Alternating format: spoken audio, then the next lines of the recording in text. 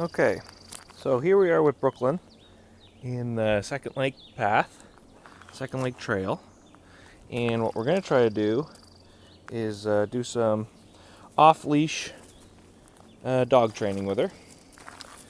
Now they say not to do any off-leash training with your dog until her recall is 100%, but we're not going to use any recall with Brooklyn for this today. So we're already in a part of the park where I'm pretty sure nobody's going to come because it actually is an on-leash area of the park.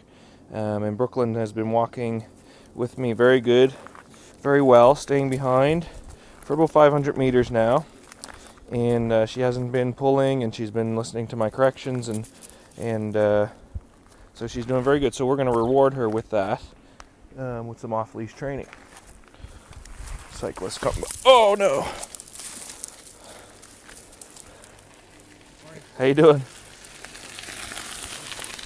The cyclists come by there, so we'll wait for them to pass. Morning. How you doing? Okay. Sit. Good girl. Okay, so she's doing pretty good, and we're gonna reward her good behavior now by taking her off the leash. And Brooklyn is a high energy, fairly dominant dog, as most bull breeds are, and so we're not going to be using a lot of correction to keep her in a following mode. What we're going to be doing is tapping into her puppyhood. So she's a 5-month-old puppy, and puppies hate to be left behind. So we're going to use that as our tool today, and I'll show you how that works. So sit, Brooklyn. Good girl. So we're just going to take her off now, and I'm just going to walk ahead. So I'll maintain in front of her, and she's allowed to come to the side of me here like she's doing. That's fine. Incoming transmission. In front, then I just change directions.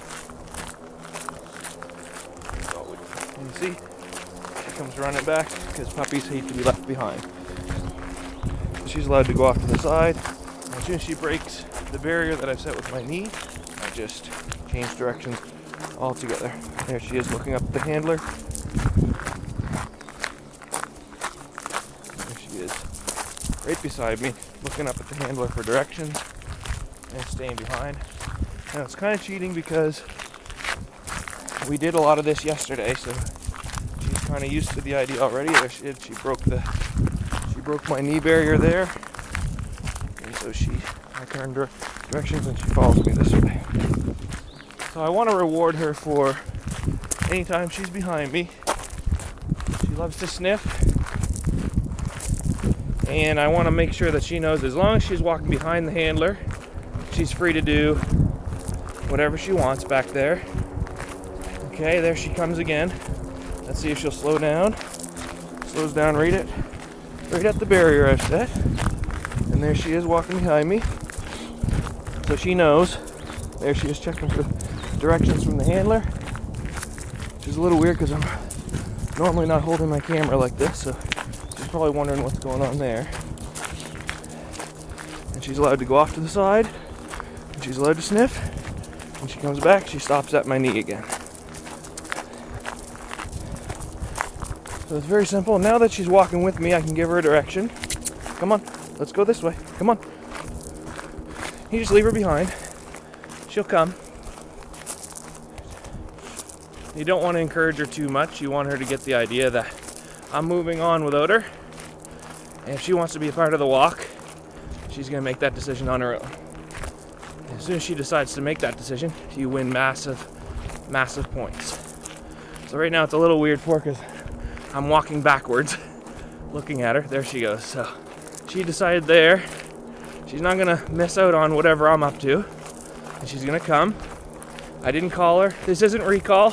This is just her deciding she wants to follow. And that's the first step to teaching your dog how to walk and behave off leash. Okay, so here we are, the second half of our our walk in the park, and as you can see, I've put Brooklyn back on the leash. And what the off-leash work has done is actually made her behave a whole lot better on the leash. She's not pulling at all right now. Maybe just a minor correction here and there. But it's a lot of owners will get to the park and instantly unclip the dog from the leash because, as I hear a lot of people say, my dog's no good on leash. Well, if they're no good on leash, then they're really no good off leash, is the answer to that question or statement that a lot of people make. So being good at one makes you better at the other. All right, sit. Good girl. Sit up. You don't have to lie down. Sit up. Good girl. So I'm going to reward Brooklyn now with some more off-leash time. She's been doing very good, and she's starting to wander a little bit to the side, smelling the trees and stuff. So without her knowing that's the reason why I'm taking her off, I'm going to give her a bit more freedom to smell and stuff as we walk forward, because she's doing good, so I want to reward her, and also we're still in control of the walk right now, so it's a good time to let her stay behind and shh, come here, get back, push her back here, shh, stay back. It's a good time to let her sniff and stuff behind us, as long as she stays behind, and we're gonna keep walking forward.